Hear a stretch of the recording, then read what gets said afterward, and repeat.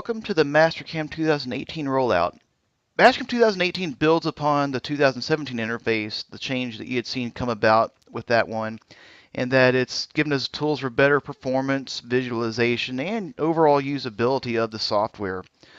So things we've done is converted other dialogues to the panel interface. That's what we see here. It moves it out of the graphics view and into the area of the operations manager, keep it easier to see what's going on.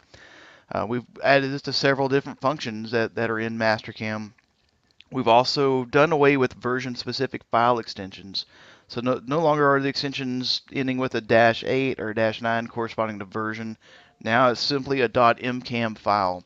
So having that helps make things a little easier. The backstage area now includes, for additional resources, links to things such as Mastercam University. If you want to get further training on certain areas of the software, you can find it there. The knowledge base is really cool. It has lots of things like specific tool libraries and other resources you can use to aid you throughout your day. I've also got the Mastercam Community app. That's an app you can put on your phone, on your smartphone, for resources to use while you're on the job. And of course, we've got forums that you can use for advice as well.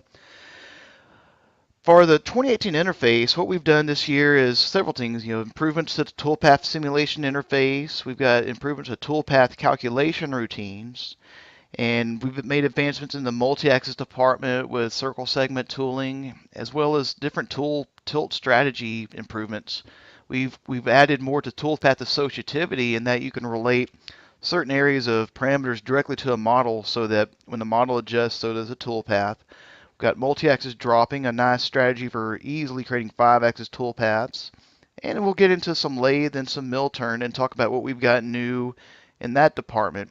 We'll also talk about the machining cloud and using of tools like what we see here with prime turning. Lots of great things in the software that you guys, that MLC really encourages you to take advantage of what can be done using 2018. So let's go ahead and talk about it. Let's talk about systems enhancements for Mastercam 2018. One thing you'll notice is when you need to update a plane or update a work offset for a given plane, you'll be prompted with a more thorough, easier to use update plane dialog. The way this works is we take a given toolpath and we go to the planes for it. We go and set a different work offset, and then it immediately prompts us with this window.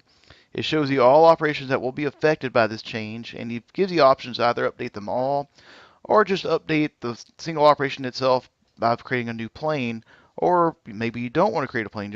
It just gives you new methods of more easily updating work offsets. And this is how you can control for where an operation could be placed on your machine. Is it the first, second, or third setup? If you have a progressive set of operations running, it makes it really easy to get to those kinds of things. We've also enhanced upon the view sheets by making it more Microsoft-like. We've added a plus sign to the bottom of the graphics screen to let you easily add new view sheets in. It's really handy function, view sheets, when you're working with graphics views that you don't want to have to continually spin around your part or go from one end to the other. You can basically create place points at certain graphics areas on the part. We've also added in the ability to section solid models with a trim by plane function, and it basically uses the dynamic gnomon functionality. You go in and you place a gnomon on the screen, you manipulate it to represent where you want to section the part. It just makes it really easy to see when you're doing on internal ID work and stuff like that. Now let's move along to design and solids improvements, things we've done for the sake of drawing and creating solid body parts. What we've done is we've expanded upon solid face selection by allowing you to more easily select by solid face color. This isn't a surface model we've got. This is an enclosed single solid body. We've just set individual face colors, and I think you'll see when we get into the mill 3D side of things how this is also really aids in some new cool functionality if you do surface machining and that kind of thing. We've also enhanced the create curve functions, create curve on all edges or one edge to be respective to whether or not you're in 2D or 3D mode.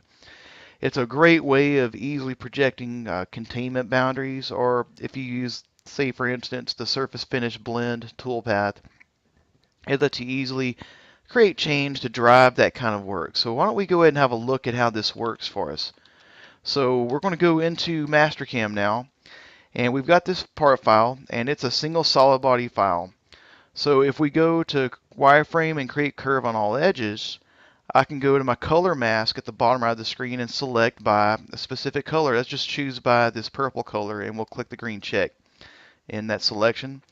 And you can see that rather than it putting curves on all edges of the 3D model, it's projected it, you know, two-dimensionally above the top of the screen, or above the top of the part. If I right click and I switch over to 3D mode, now it's on the edges of the part like we've always done. So it's really easy to toggle between these. Say we put it in 2D mode. Next thing we might want to do is clean up some of the edges. You know, I don't necessarily need these branch points we see inside. I just want an overall outline of what the blue or the purple surfaces entail. So I can just say ignore the shared edges and I get a nice clean profile. I can further refine it by fitting lines and arcs to it wherever possible to keep from using so much splines and getting longer, you know, potentially longer NC code output than I need to have. So having that is a nice enhancement to it. Let's also talk about some enhancements to the transform function, the roll and unroll. You know, this is a tool, a function that you can use to for instance, you know, project, you know, or roll engraving geometry around a lathe part. Say you want to use your 4th axis on your mill to engrave, or if you got a live tool lathe, you want to just use the lathe to do it. This is a really nice function for letting you initially draw the geometry flat where it's easier to manage, and then you use this to roll it onto the part. Now it's been converted to the panel interface, as you can see, but we've also added a visual cue in the middle, a nice dynamic rotation to let you, more easily and graphically see the changes and set things where you want it. So let's take a look at how this works. The way you find it is it's on your transform menu, and it's the roll and unroll function. So we're going to go into this part file, just have a simple, almost like a pipe segment we'll demonstrate with. So we go to the transform tab and we'll choose the option to roll. Now it does use chain selection, so we're going to switch to window chains. And you notice when I pull this window, you notice how it has a nice shading. That's a new enhancement for 2018 as well. Just a shaded background when you're doing window selection. So now we've done that. Right now it's just we don't have the correct diameter input for it to roll to, so we'll go and select this arrow to select a diameter. We'll pick that solid edge, and when I zoom out you can see that engraving has now been moved up to there, or copied actually. I'll set to move just so it's no longer shown flat. And we have this dynamic rotation control where you can go and place it. It makes it really easy to place based off of an angular layout. But for engraving, for instance, I just want to get it centered up, about where I want it, so I can go and place it, and then I'm done. So a nice enhancement with that one, letting us more easily roll geometry. They've also added in an undo and redo function that's specific only to model prep actions. So model prep is a function that was introduced with Mastercam X9 that really gives you great abilities for manipulation of solid models. This is what lets you move features around. It lets you adjust them or resize them without having to import the native CAD file to do so. Sometimes when you do that though, you may make a change to it. Let's say if we're adjusting a slot that has a bilateral dimension call out of +10 minus nothing, I would much more prefer to run that at the +5,000s mark, keep it in nominal. So I could just do a model prep function of push-pull to move it where I need it. And sometimes I may or may not go the wrong way. Now I can hit undo or redo to go and fix this. And we have up to 25 instances of being able to do so. So to demonstrate what we're talking about, we'll open up an aerospace related part that we've got right here. And on this part, we're going to demonstrate the power of push-pull. If you haven't seen this, it's really cool stuff. Let's say that we want to go and do some push-pull, resize these pockets in here. If I do a shift-click and pick a face, it picks the entire zone of it, and then I can go and adjust the size of these features and set them however is needed. Let's put it right here, for instance, and we'll go and adjust the bottom face of this pocket, bring it up a little bit, and let's just take the bottom face of this one, and let's just go and drag it all the way through the part, effectively creating it as a through feature now. So when I get done and I realize, I made some change or messed up, I went the wrong way. Well, no problem. I can go to my solids tab, and here's the undo function. As you click this, it undoes those model prep actions that you may or may not have intended to do. So really cool stuff on that. Just abilities to let you fix errors or advance back forward as you work with model prep. So let's talk about toolpaths now. We have several toolpath enhancements we'll talk about through this rollout, but we're going to talk on Mill 2D improvements this year.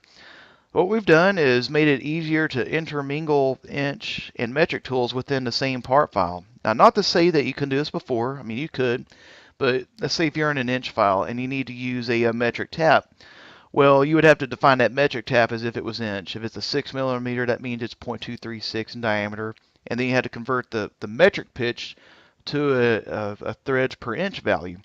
Well, now all you have to do is use a checkbox that's within the tool dialog to tell it whether or not it's metric or not. Makes it a lot easier to work with different tools within the same file. The chain manager has now gotten the chaining tolerance moved to its main screen. Makes it easier to access so that if you have things like, say if you're working on an imported DXF file, sometimes those files can be bad about having gaps between one entity to the next, or there may even be some overlap, and it won't let the chain work the way you want it to. You can get around that by adjusting chain tolerance, loosening it up or tightening it as needed.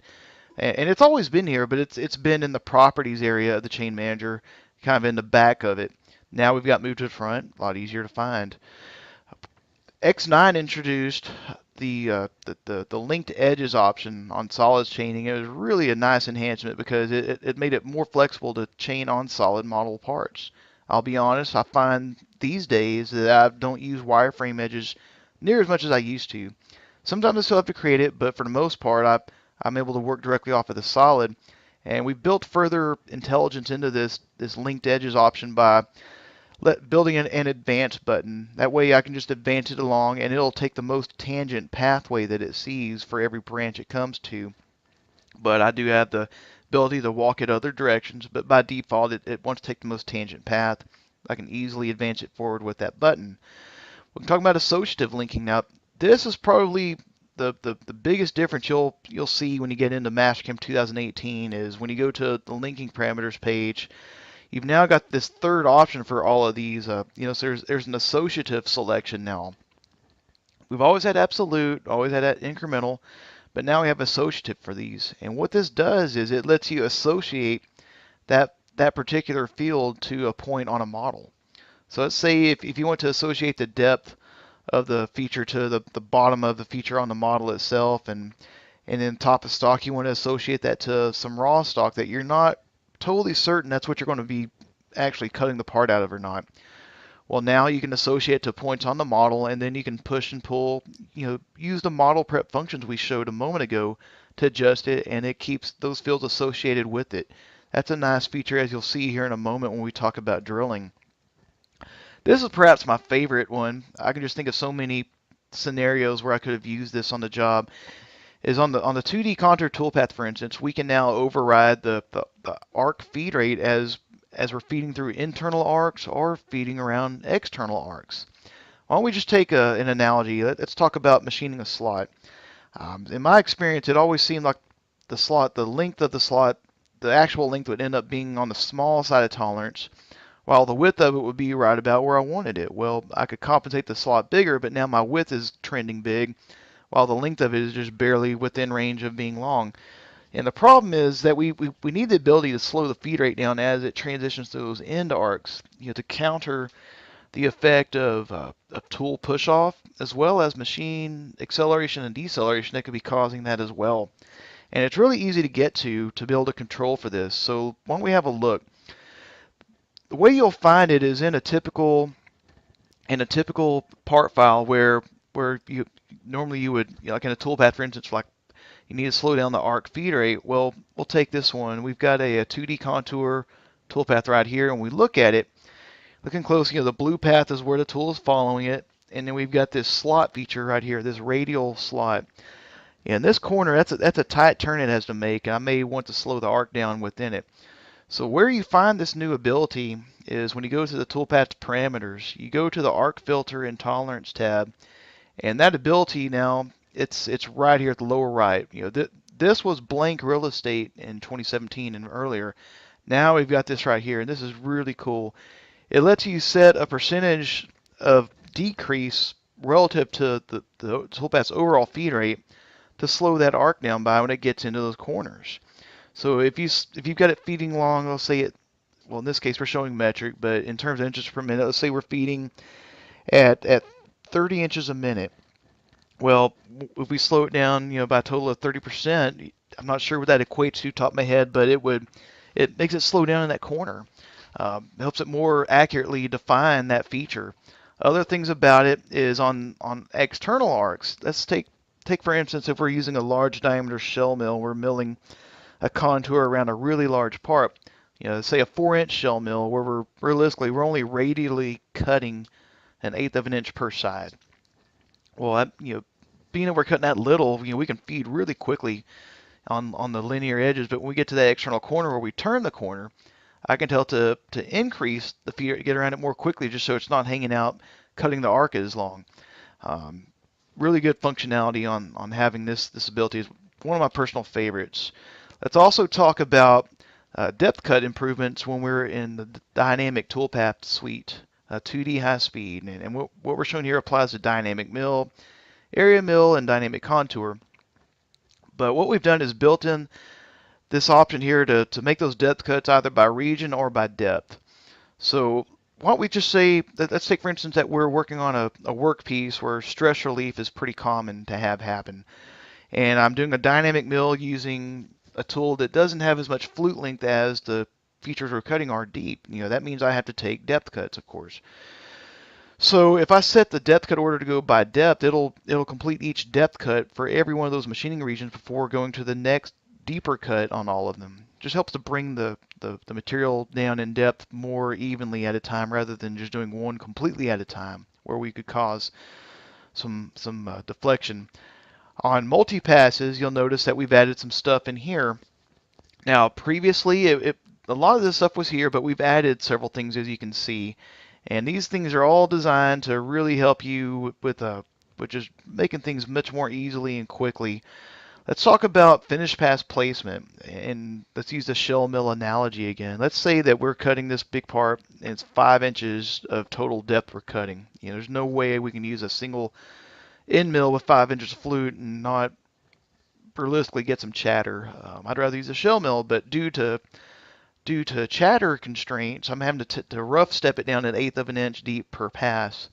Well, now we can tell it, rather than taking a finish pass at every one of those depths, we can say that make that finish pass after so many number of roughing passes. Give you better, take more advantage of the full cutting flute length of that insert and eliminate a lot of unnecessary finish passes. We've also added in for ability to make those finish passes after doing all the roughing passes. And where that's really handy is if you're specifying a higher spindle speed for the finish passes. Rather than having that spindle ramp up and ramp down for every switch between every roughing and finishing pass, let's just tell it to make the finishing passes when it's done and cause the machine less stress. Just wait till you're done with all machining regions first. We've also added in spring passes. This is a favorite of mine. Oftentimes I've found that when I'm making a finish pass, I'm really not intending to cut anything. I'm more so just accounting for push off in the tool. I used to do it before by just specifying one finish pass at a spacing of 0. Well, now we can call it what it is, a spring pass. And where you'll find all these enhancements is in all these toolpath options you see on this slide. Dynamic contour, peel, blend, contour, slot, and circle mill. It's all in those. Due to popular demand, we've added in the plunge option for an entry method when you're doing dynamic mill. Previously that wasn't there. You have to make a helical entry. And if you're machining in plastics, I'm sure the tool can plunge just fine. But if we're running in stainless steel or Inconel 718, that probably wouldn't work so good. But it just due to popular demand, it just gives that result, that option for people that would rather just plunge the tool in rather than helically enter the tool. It's a nice one on that. This is really cool. We've added stock awareness now to the regular drill toolpath. I don't mean an advanced other drilling option. I'm talking about the regular drill toolpath. So now we can make it stock aware before it drills a hole to have it establish where the starting position would be for the drilling. Now you may look at this picture we've got and think, why would we drill the holes before we machine the part? Well, I like to think of it in a different way. Let's say that we're machining not this part, but something more of like an aerospace hog out piece. A piece of thick, fairly thick plate piece of aluminum with several pockets in it, with several small corner radiuses on all the pocket features. And if you wait till you're finally down to using your 1/4 inch end mill to finish machine those walls, you may be dealing with some chatter. It just makes more sense in cases like that to pre-drill those corners with a 1/4 inch drill, or whatever size it is you need to hit the radius. It really makes for a much cleaner looking part, and I would have to drill those holes before I roughed it out. So I like to think of that example as a great place to find this. So let's go ahead and have a look at how this works. We're going to go to a part file that demonstrates this, basically going back to the file that we used as the model prep demonstration earlier. So on this part, what we've done is we've gone in and created all these circles you see. These circles represent the bottom of the point the drill has to go to. And if you look at these, these circles vary in depth relative to Z, so that I can make a single operation to get this done. Now this part, what I'm doing is I'm coming from the mindset of machining it from a piece of water jet blank that I've had pre-cut. It just makes more sense to get a larger piece of plate, save some money, have it water jet, 1/8 of an inch over per side. We'll have the water jet, poke some pilot holes that we'll drill on a manual mill to drill and counterbore some cap screw holes that we can use to hold it down to our fixture plate. So using that stock, I want to make sure I take that into account when I go to drill these corners. So what we do is on our Toolpaths tab, we'll go and start off with drill.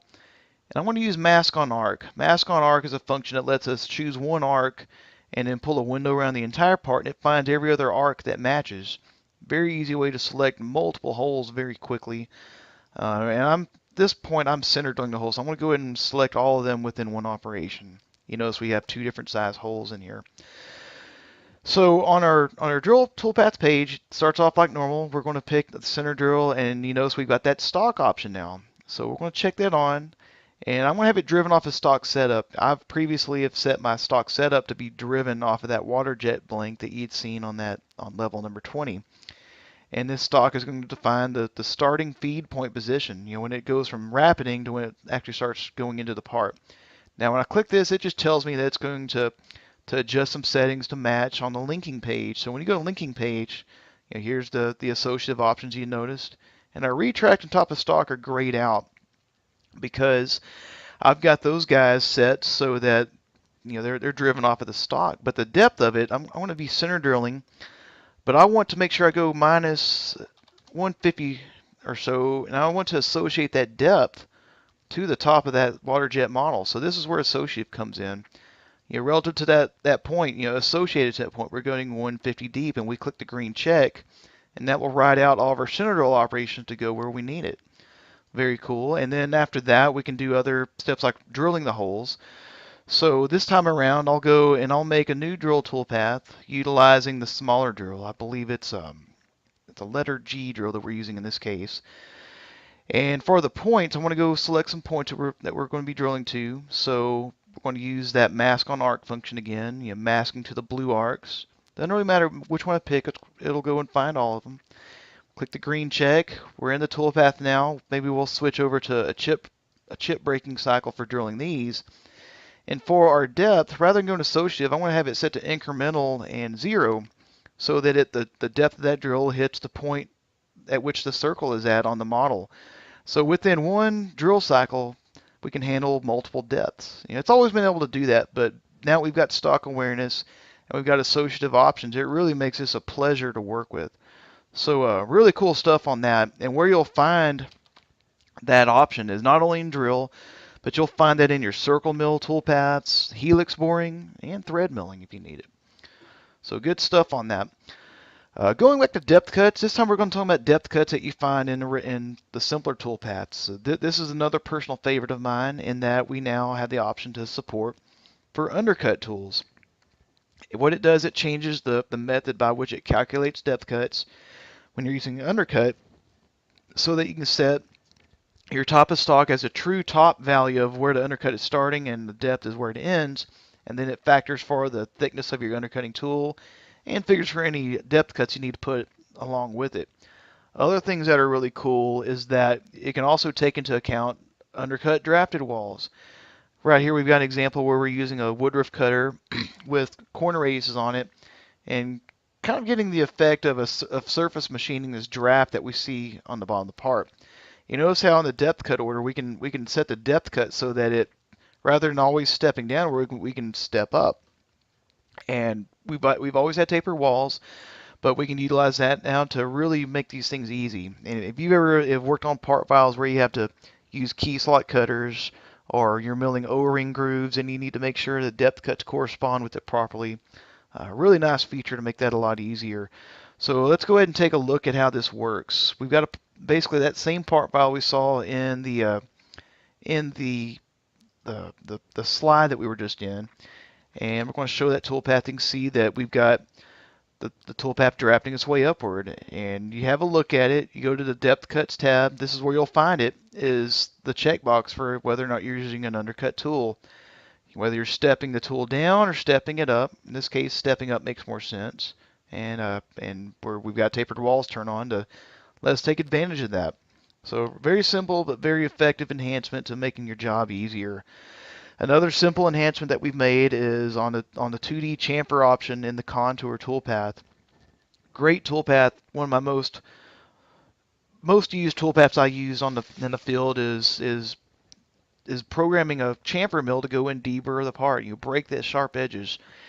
And what we've done is added the option to base that tool's placement on the cut relative to top offset as well. Sometimes you may have a deep pocket with several smaller pockets inside of it, and you're coming back and deburring the edges.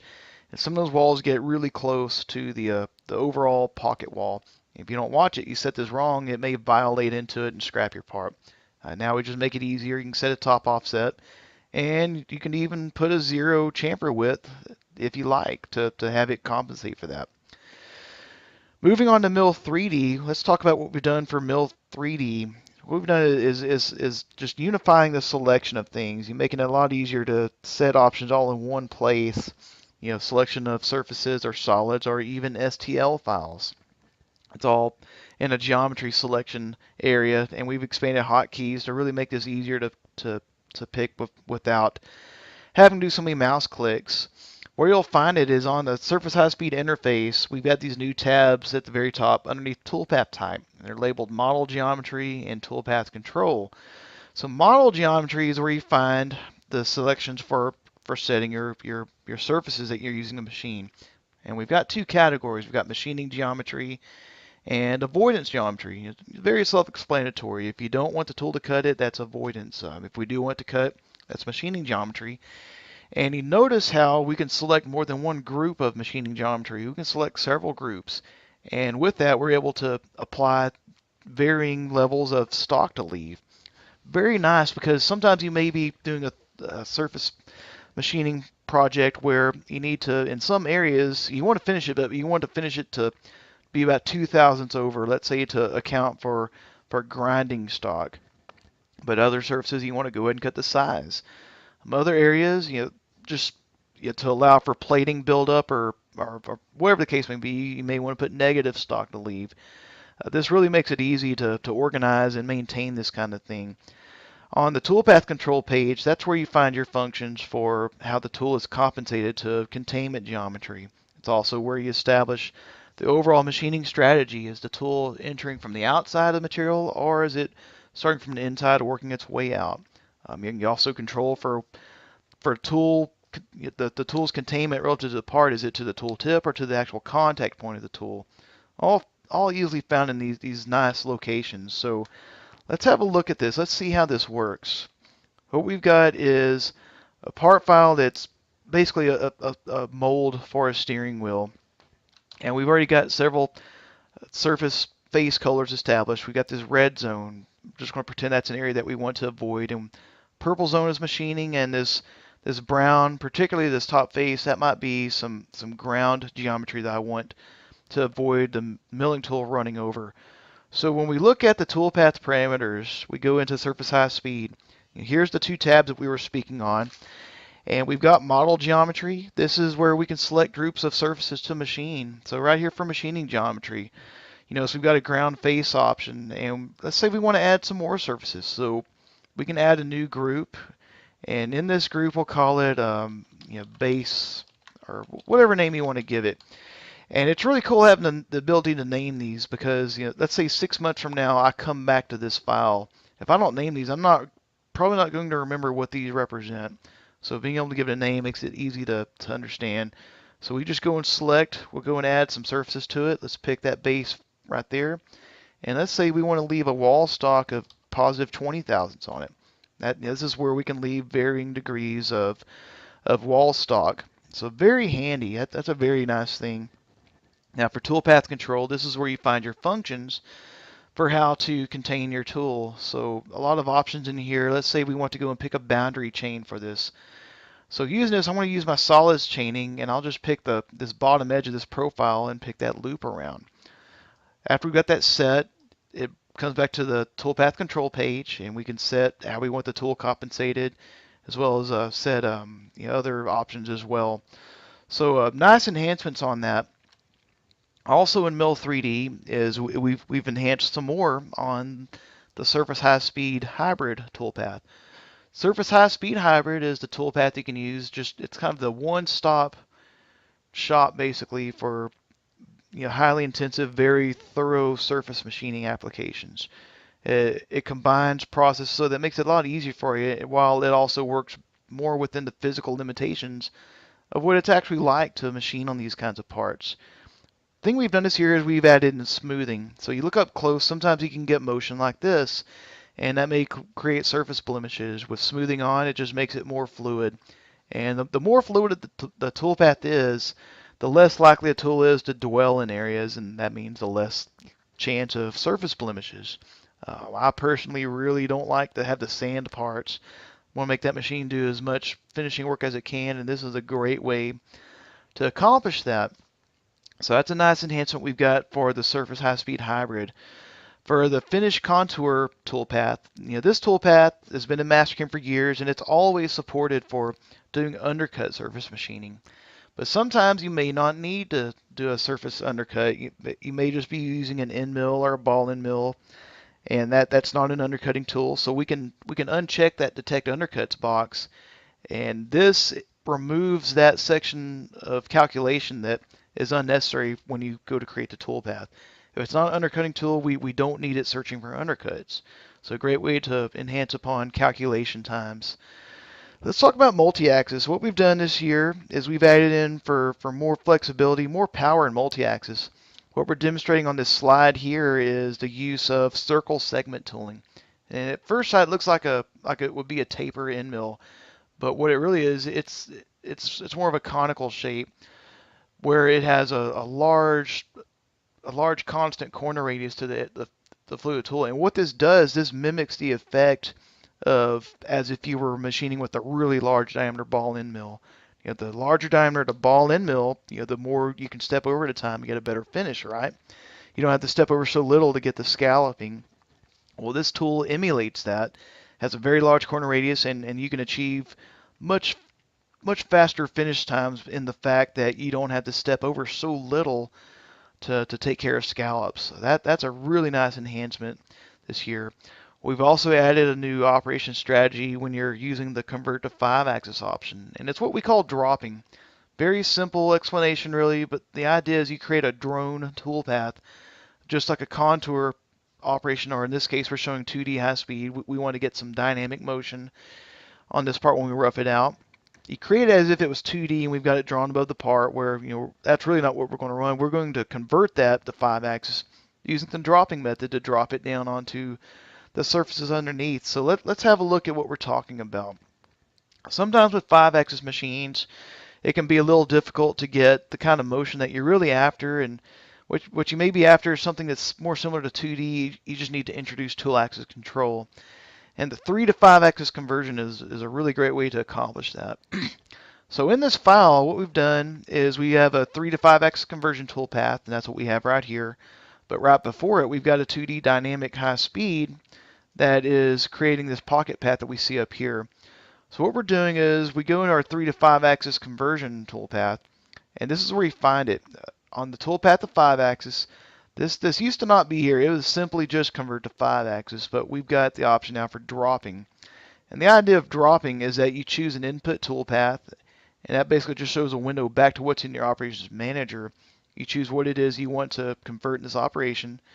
You choose the dropping surface you're putting it on, and you tell it what direction is it being projected towards. Now this drop height refers to where that toolpath placement occurs relative to that surface. So if you don't want it to be like right on it, if you want it to be through it, for instance, or above it, this is where you can control for that. And then once you've done that, you've got your various means of tool axis control to control for tilt and things like that. So if you want to make 5-axis machining a little easier, just keep that function in mind. Let's talk about some other options we've got for multi-axis this year. We've got we've improved upon the internal calculation when you're running a tool along a surface edge. Now most times when you're doing 5-axis machining, you're probably most likely working on imported files, and sometimes when those files are imported, there may be some edge errors. And when you're guiding the tool right along that edge, it can tend to kind of want to roll off of it or roll back on, and you'll see those blemishes in your toolpath. This function, it just makes it internally imagine as if that surface was extended a little further along. And if you've ever, as a child, if you ever walked along the edge of a curb, you're trying to balance and stay on it without falling off, this kind of mimics the effect as if you were just stepping further in so you're not right on the edge. Just really helps the tool to stay much more stable in terms of the tool tip to the workpiece. For multi-axis, for step over calculation, before sometimes you could get some effect, kind of like what we're seeing in the upper window of this, where it's not really so much of a constant step over, just due to tool axis control and things like that. This is what it had came up with. Now we've improved upon that algorithm, so it gives a much smoother result, as we see in the picture underneath. And where you find these is when you're running the morph or the parallel multi-axis toolpaths. For you guys that are using curve 5-axis, we've enhanced upon this by giving you some control to let the tool be less influenced by adjacent tool axis lines that don't even apply to the particular path you may be cutting at that point in time. So what we're talking about is this. Let's say we're running this curved toolpath, and you see those tool vectors represent the lean of the tool at that point. When we get over here, watch that. That tool is leaning into part. That is scrapping your part now. And the same thing occurs over here. Now, you could get around this by programming several different curve paths just so you have them separated into their own groups. But if you had 50 of these, I'd rather manage them all within one curve path. So what we've done is added this line distance from curve. So if a tool axis line falls further away than what we told it there, it's basically not there anymore to this tool path. So we move in closer to it. That's what we're looking for. It's a simple command. You just tell it how far that line can be away for it to be of any influence to that particular path. Good stuff. Here we see it working for us again. So let's talk about some other things on tool axis control. We've added an option to run the tool in a common direction, common tilted direction. Now, it's really cool to watch a 5-axis machine spin around and dance. Just really puts on a cool show, but in terms of optimization, that's not really the optimal way to get it done. It's not really the fastest way sometimes. Sometimes it makes more sense for that tool to be maintained in more of a steady rotation. I don't mean don't rotate at all. I just mean hold it in a steady orientation so that it makes more fluid motion on the machine, makes it run a little more quickly. And it's really easy to use. You just simply check on common direction and it finds the average of what to keep it within. So let's have a look. Go into Mastercam. Got a part file that helps us kind of demonstrate this. We've got where are we at? Let's go to this guy, docking ring. We have a toolpath in here where we're profiling around a corner radius, for instance. And with that toolpath, we're having a lot of tool lean occurring. So we go and run what we've got right now. Well, in this case, it's actually going straight, that's because we have the common direction turned on. When we go to parameters and we look at the tool axis control, this is what we've added. If that's turned off and we regenerate that path, we're probably going to see more tool axis movement. Here we go. Kind of slow it down, but that tool is constantly leaning around like we've seen there, especially when it takes that transition around a curve where that, say we have a forward lean to it. That can sometimes create some excessive motion. Now you can just counter that by turning on common direction to calm that down for you. And we'll go back in here, we'll have a look at this just to reiterate where you find this is on tool axis control. Just set common direction, and that will take care of calming this kind of motion down for us. We've also added in the option to maintain a tilt. This is really cool, especially in terms of linking moves, for instance. Let's say that we've finished taking one cutting pass in the 5-axis machine that needs to rapid traverse to the beginning of the next cut. Well, when all 5 of these axes are traversing at once at rapid, sometimes that can be kind of scary. It may make more sense for it to maintain the tilt, maintain the tool axis direction while it makes that motion, and then have less unknowns occurring at the time. So we've gone ahead and had a look at that. Let's go ahead and talk about some multi-axis collision control. This is the page you go to